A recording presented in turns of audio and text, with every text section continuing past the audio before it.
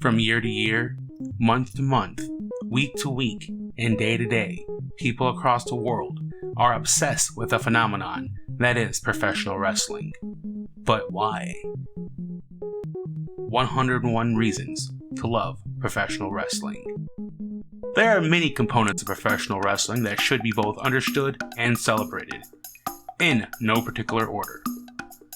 Blood. As a primal element of our existence, blood is something humanity holds in pretty high regard. Humans and a lot of other living beings function thanks to the blood that flows inside them.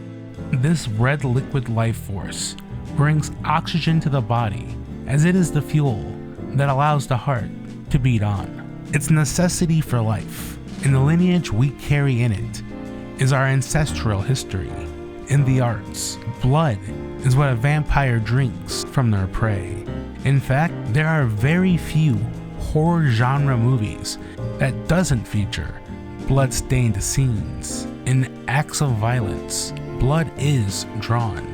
This graphic scene is always alarming, but hard to forget.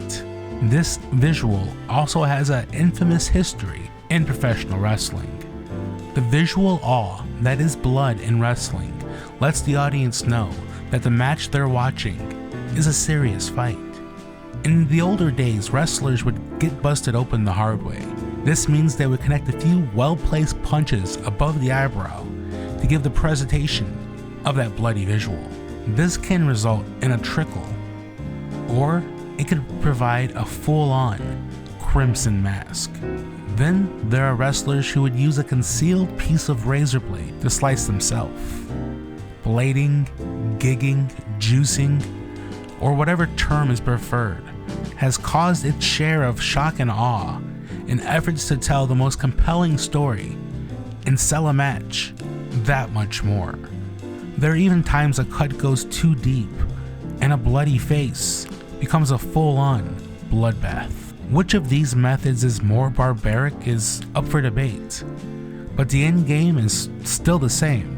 The dramatic effect of seeing blood in a match gives that suspension of disbelief an extra layer of realism.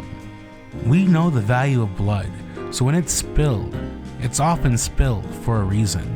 Like anything, there is excess in wrestling. Some shows will have blood every other match, but in most cases, this is reserved for heated rivalries and big moments. And some wrestlers have had a lot more of these big moments, and has the scar tissue to prove it. Most fans of professional wrestling are not bloodlusting animals, but it's in anyone's nature to understand the severity of blood. There are specific visuals that longtime fans will never forget. Stone Cold Steve Austin at WrestleMania 13, Cactus Jack and Mick Foley in those Japanese death matches, Terry Funk just being Terry Funk, Ric Flair's blonde locks always being soaked, Brock Lesnar beating the blood out of John Cena and Randy Orton, and of course the Great Muta going way too far with it in 1992. There has been many more gallons poured outside of these examples, and thankfully times have changed.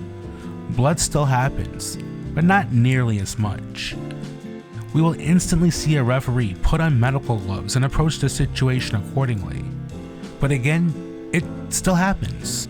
These moments will always leave scar tissue on our collective memories.